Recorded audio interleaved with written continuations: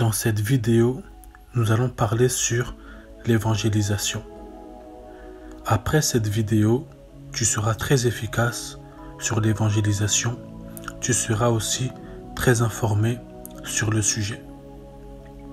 Tout d'abord, lorsqu'on parle de l'évangélisation, de quoi nous parlons? Dans Luc chapitre 19, le verset 10, on nous dit « Car le Fils de l'homme est venu chercher et sauver ceux qui étaient perdus. » C'est cela le but de l'évangélisation. Aller chercher les perdus afin qu'ils soient sauvés. Ce qu'il faut savoir sur l'évangélisation, c'est que ce n'est pas un jeu. Il faut être révélé pour pouvoir commencer à évangéliser. Proverbe chapitre 29, le verset 18, on nous dit « Quand il n'y a pas de révélation, le peuple est sans frein, heureux s'ils observent la loi. » Certaines personnes évangélisent très mal. Pourquoi? Car ils ne sont pas révélés sur la mission de l'évangélisation. Ils partent sans révélation, sans appui biblique, sans connaissance. Tout d'abord, il faut avoir la connaissance sur le travail. Matthieu chapitre 9, le verset 36 à 37, on nous dit « Voyant la foule, il fut ému de compassion pour elle, parce qu'elle était languissante et abattue comme des brebis qui n'ont point de berger. Alors il dit à ses disciples, la moisson est grande, mais il y a peu d'ouvriers. » La moisson, c'est le terrain. Le terrain est grand, mais il y a peu de disciples. Tout cela pour dire qu'il y a beaucoup de personnes à gagner au Seigneur. Sur le travail de l'évangélisation, tu dois savoir que des âmes à gagner, il y en a beaucoup, et que le champ, le terrain est très grand. Tu dois aussi avoir la connaissance sur le temps. Dans Jean chapitre 4, le verset 23, on nous dit « Mais l'heure vient, et elle est déjà venue, où les vrais adorateurs adoreront le Père en esprit et en vérité, car ce sont là les adorateurs que le Père demande. » Concernant le temps, tu dois savoir que ce que recherche le Seigneur, ce sont des vrais adorateurs. Lorsque tu pars évangéliser, tu dois savoir que je n'y vais pas pour seulement parler ou montrer, mais j'y vais pour amener à Dieu des vrais adorateurs, car ce sont des vrais adorateurs que le Père demande. Tu dois aussi avoir la connaissance sur l'enfer et la condition du pécheur. Dans Luc chapitre 16, le verset 19 à 31, c'est une lecture un peu plus longue, on nous dit « Il y avait un homme riche qui était vêtu de pourpre et de fin lin, et qui chaque jour menait joyeuse et brillante vie. Un pauvre nommé Lazare était couché à sa porte, couvert d'ulcères et désireux de se rassasier des miettes qui tombaient de la table du riche. Et même les chiens venaient encore lécher ses ulcères. Le pauvre mourut et il fut porté par les anges dans le sein d'Abraham. Le riche mourut aussi et il fut enseveli.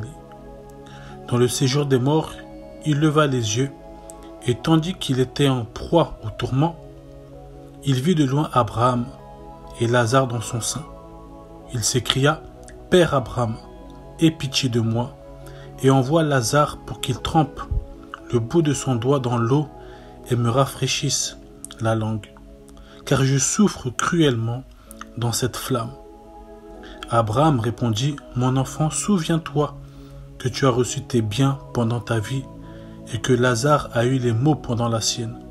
Maintenant, il est ici consolé et toi tu souffres. D'ailleurs, il y a entre nous et vous un grand abîme, afin que ceux qui voudraient passer ici vers vous ou de là vers nous ne puissent le faire. » Le riche dit « Je te prie donc, Père Abraham, d'envoyer Lazare dans la maison de mon père, car j'ai 5 frères.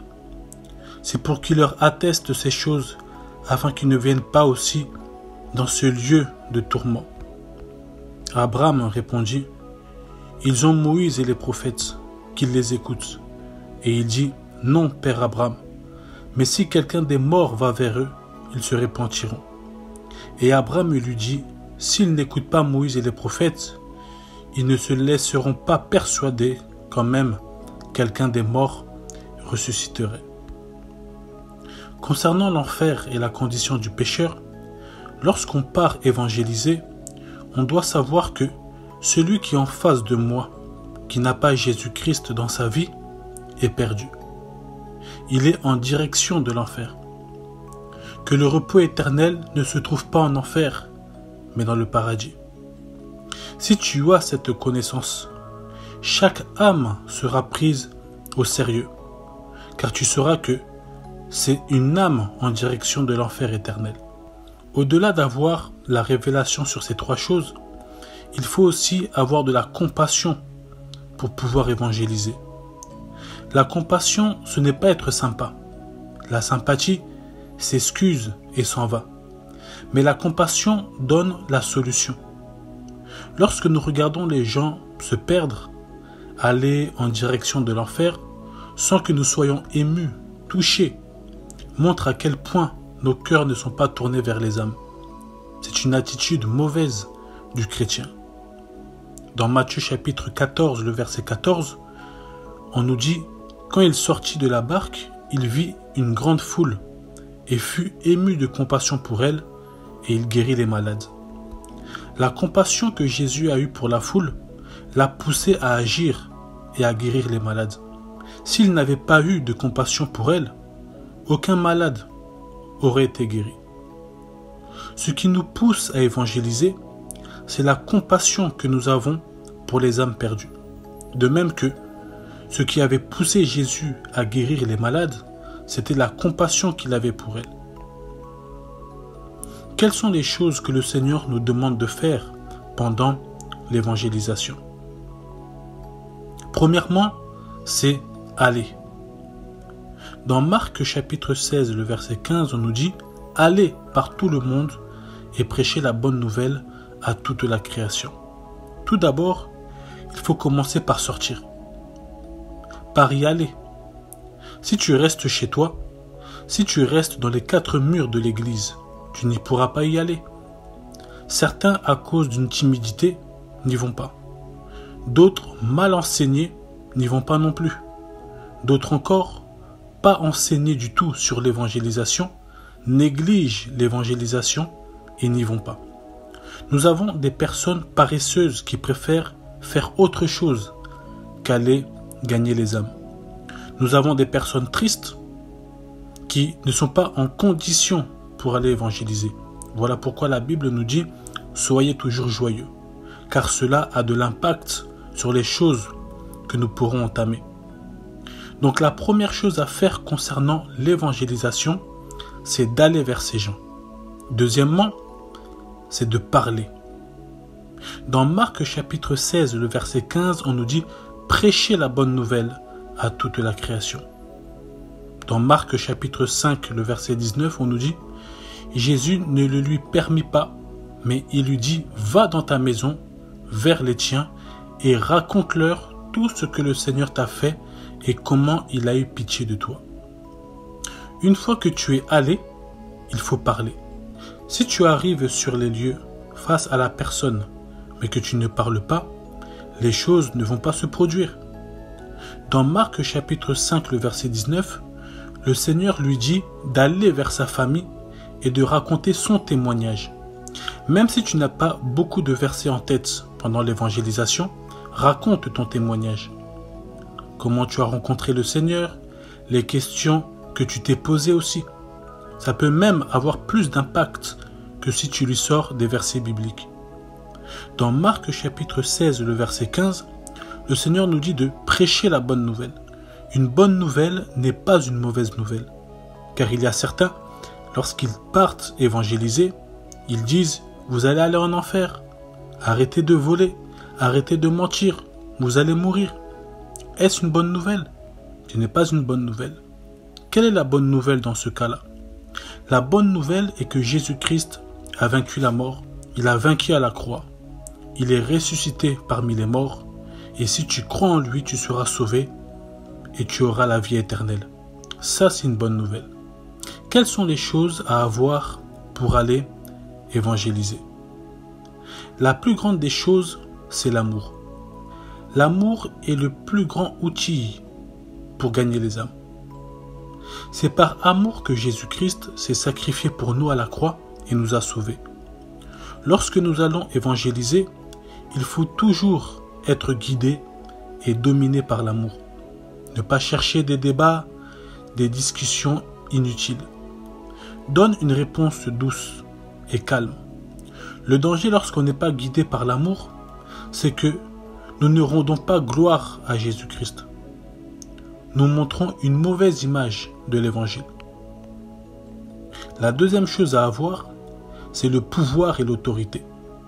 Dans Actes chapitre 1er, le verset 8, on nous dit « Mais vous recevrez une puissance, le Saint-Esprit survenant sur vous, et vous serez mes témoins à Jérusalem, dans toute la Judée, dans la Samarie et jusqu'aux extrémités de la terre. » Avec cette puissance, vos paroles auront une puissance et un impact différent. Vous pourrez, par la puissance donnée par le Saint-Esprit, chasser les démons et guérir les malades. Il peut arriver que, pendant l'évangélisation, des délivrances soient faites, ainsi que des guérisons. Voilà pourquoi, lorsque nous partons évangéliser, il ne faut jamais oublier qui est Jésus-Christ et surtout ce qu'il peut faire. Il faut avoir cette assurance-là. La troisième des choses à avoir, c'est la sagesse. Pourquoi la sagesse est importante? Car il faut savoir quand parler et quand se taire. Il faut savoir diriger la conversation. Il faut aussi connaître la parole de Dieu, car des personnes pourront vous poser des questions. Comment se préparer pour aller évangéliser? Premièrement, tu dois préparer ton homme intérieur. Cela veut dire que tu dois d'abord être en règle avec Dieu. Ne va pas évangéliser si tu n'as pas Christ ou si tu vis dans un péché conscient que Dieu t'a dit d'abandonner. Prépare-toi dans la prière afin d'être rempli du Saint-Esprit. Deuxièmement, tu dois préparer ton homme extérieur. Cela veut dire que tu dois te fondre dans la masse. Par exemple, si tu vas vers les jeunes, habille-toi de manière décontractée afin d'être comme eux. Si tu vas vers les hommes d'affaires, habille-toi par exemple en costume bien propre. Ce sont des approches stratégiques. Jésus-Christ qui est roi n'est pas venu sur la terre avec des anges, des lumières et de l'or, mais il est venu de manière simple pour se fondre dans la masse afin de nous gagner.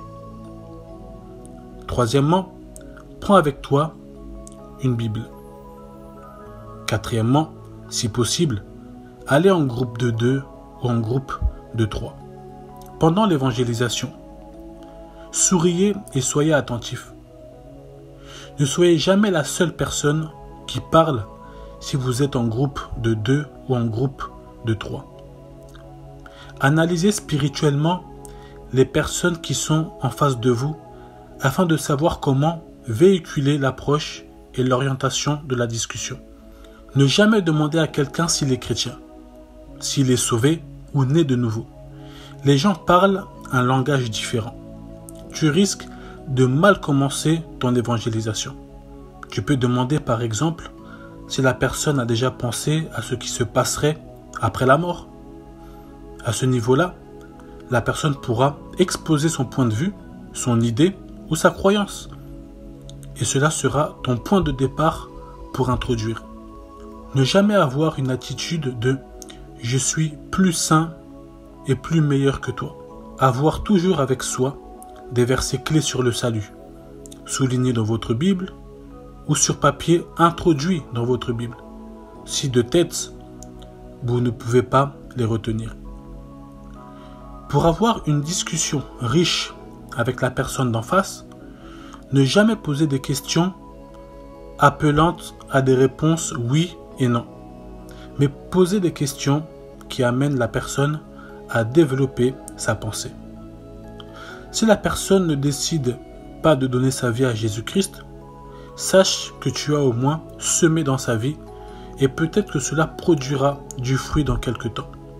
Mais si la personne reçoit Jésus-Christ sur le champ, fais une courte prière comprise par la personne. Ensuite, remercie le Seigneur de l'avoir sauvé. Une fois que cela est fait, qu'est-ce que la personne doit faire? C'est là qu'il faut un suivi. Dans le suivi, il faut leur montrer l'importance de la confession publique, l'importance de la lecture quotidienne de la Bible, l'importance de la prière et de l'adoration, l'importance d'être dans une bonne église où ils pourront grandir spirituellement. Par la suite, les aider à devenir des disciples, en leur disant pourquoi, en leur montrant comment, les aider à commencer, les aider à continuer et les aider à leur tour à gagner des âmes à Christ. Voilà comment se passent les choses. Parlons un peu de l'évangélisation lorsque nous sommes sur le terrain. Premièrement, on n'évangélise pas pour que la personne vienne à l'église, mais on évangélise pour que la personne rencontre Jésus-Christ. Lorsque tu t'approches d'une personne, ce qu'elle doit connaître, ce n'est pas le nom de ton église ou le nom de ton pasteur, mais c'est le nom de son Sauveur, Jésus-Christ. Dans Jean chapitre 1er, le verset 12, on nous dit « Mais à tous ceux qui l'ont reçu, à ceux qui croient en son nom, elle a donné le pouvoir de devenir enfants de Dieu. » C'est en recevant Jésus-Christ qu'elle sera sauvée. Et non si elle vient dans ton église. On ne devient pas enfant de Dieu en venant à l'église, mais en recevant Jésus-Christ dans notre vie. À quel moment doit-on présenter son église? On présente son église après avoir présenté Jésus-Christ. Une fois que la personne reçoit Jésus-Christ comme Seigneur et Sauveur dans sa vie, là tu peux présenter ton église afin qu'elle soit suivie, encadrée, enseignée et formée. Comme ça, avant même de présenter l'église, tu as déjà mis le fondement Jésus en elle qui est la base. Il se peut que tu tombes sur des personnes qui te devancent. C'est-à-dire que tu leur parles de Jésus, mais ils te posent la question « Dans quelle église vous priez ?» J'aimerais d'abord venir voir. À ce moment-là, tu peux parler de ton église. Mais ce qui est sûr, c'est que tu avais déjà commencé par parler de Jésus, qui est la fondation. Voici une petite précision sur des cas particuliers. Il y a des personnes que vous pourrez rencontrer, mais elles n'habitent pas forcément dans ce pays. Cela peut être des personnes en vacances ou des personnes qui sont seulement de passage. Comment faire à ce moment-là lorsque ces personnes reçoivent Jésus-Christ sur le champ? Tu peux présenter ton église, il n'y a aucun problème. Mais sache que la personne retournera dans son pays. Ce que tu peux faire, c'est lui donner les coordonnées des réseaux sociaux de l'église pour qu'elle puisse suivre et découvrir à distance. Mais tu dois aussi lui recommander une bonne église que tu connais dans le pays où elle habite, si possible. Bien sûr, si tu en connais une. Revenons à nos points. Cela était juste une précision sur un cas particulier. Parlons du deuxième point, des choses que nous devons faire sur le terrain. La deuxième chose, c'est il faut sourire. La Bible nous dit « Aimez-vous les uns les autres ». Être enfant de Dieu, c'est représenter le royaume. C'est représenter le Seigneur. C'est être ambassadeur ou ambassadrice du Christ. Cela veut dire que lorsque tu diras à la personne « Jésus est amour », la personne doit tout d'abord voir cet amour chez toi, car tu le représentes. Mais nous avons des personnes qui disent « Jésus est amour », mais avec le visage fermé. Il faut sourire lorsque tu t'adresses à eux. Troisièmement, il faut être poli. Lorsqu'on s'approche d'une personne, on n'y va pas brusquement, on y va poliment. Excusez-moi de vous déranger, pouvez-vous m'accorder quelques minutes s'il vous plaît? Merci beaucoup, c'était un plaisir d'avoir pu parler avec vous. Même si la personne ne reçoit pas le Seigneur, elle aura au moins une bonne image du chrétien, et peut-être que cela portera du fruit dans quelque temps. Même si la personne refuse, sépare-toi d'elle calmement et avec politesse. Quatrièmement, il ne faut pas juger les gens. Il ne faut pas les juger. Tu vois une fille en mini-jupe et tu lui dis « Pourquoi vous vous êtes habillé comme ça ?» Elle va se sentir jugée, menacée. Elle ne sentira pas l'amour de Dieu et sera fermée à la conversation. Lorsqu'elle recevra Jésus-Christ dans sa vie, c'est le Seigneur qui la poussera à changer de tenue vestimentaire. Mais ce n'est pas à toi de le faire. Toi, parle-lui seulement de Jésus-Christ et le Saint-Esprit fera le reste dans sa vie. Pareil lorsque tu vois un homme en train de fumer. Ne lui dis pas d'éteindre sa cigarette. Certains, par respect, le feront, d'autres non. Mais ce n'est pas à toi de le faire. Ce n'est pas à toi de dire à la personne d'éteindre sa cigarette. Toi, tu es seulement là pour présenter Christ. C'est comme ça qu'ils sentiront l'amour, car ils ne se sentiront pas jugés. Cinquièmement, il faut être à deux, si possible. J'en avais parlé vers le début du message, d'être à 2 ou à 3. Il est important que dans le groupe, il y ait au moins une personne expérimentée, c'est-à-dire une personne qui n'est pas à sa première évangélisation. Car il y aura des situations et même des questions que certains ne pourront pas y répondre.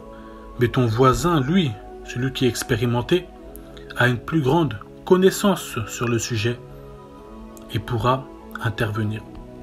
Pour finir, nous allons décortiquer un passage de la Bible pour clore ce message sur l'évangélisation. Dans Ésaïe chapitre 61, le verset 1er à 2, on nous dit « L'Esprit du Seigneur, l'Éternel est sur moi, car l'Éternel m'a oint pour porter de bonnes nouvelles aux malheureux.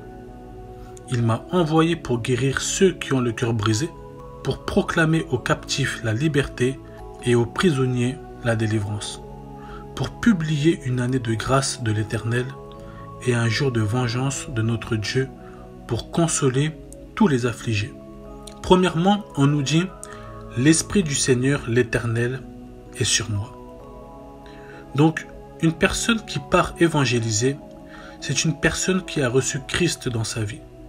Ce n'est pas un païen. Toutes personnes allant évangéliser sont et doivent être des personnes sauvées. On ne parle pas du fait d'aller à l'église, mais d'avoir reçu Christ. Car tu peux aller à l'église, mais sans avoir reçu Jésus-Christ dans ta vie. Aller à l'église n'est pas le signe de la conversion. Avant que le Seigneur nous envoie sauver les autres, il nous sauve nous-mêmes d'abord.